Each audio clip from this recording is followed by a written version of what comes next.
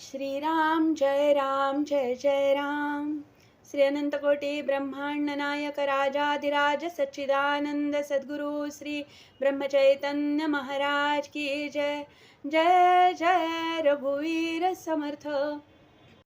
श्री ब्रह्मचैतन्य गोंदवलेकर महाराज प्रवचन 1 जानेवारी।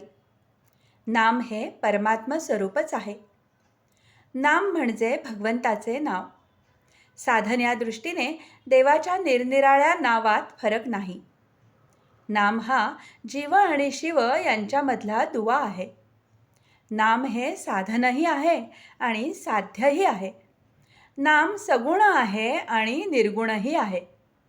नामाचा आरंभ सगुणात आहे तर शेवट निर्गुणात आहे। आरंभ सगुणात आहे असे म्हणण्याचे कारण हे की भगवंत मुळात जो निर्गुण निराकार आहे तो जेव्हा सगुणात आला तेव्हाच त्याला नामरूप लागले आणि सगुणरूप नाहीसे झाले तरी नाम शिल्लकच राहिले म्हणून ते निर्गुणही आहे। तेव्हा सगुण आणि निर्गुण भक्तीला आधार नामाचाच आहे। नाम हा सत्संगाचा पाया आहे आणि कळसही आहे। नाम म्हणजे आपली वृत्ती आणि भगवंत यांना जोडणारी साखळीच आहे। लग्न झाल्यावर स्त्री जशी नवऱ्याशी एकरूप होऊन जाते त्याप्रमाणे वृत्तीचे नामाशी लग्न होऊन ती नामरूप बनली पाहिजे। नाम हे अत्यंत सूक्ष्म आहे आणि वृत्तीसुद्धा सूक्ष्म आहे। म्हणून नाम घेण्याने वृत्ती सुधारेल। वृत्ती सुधारली की चित्त शांत होईल। चित्त शांत झाले की निष्ठा उत्पन्न होईल। सगळ्यांचा भावार्थ एकच आहे। अन्नाला स्वतःची चव असते। त्यात आपण आपली गोडी आणि आवड घालून नंतर ते खातो। पण नामाला स्वतःची अशी चव नाही। त्यात आपणच आपली गोडी आणि आवड घालून ते घेतले पाहिजे।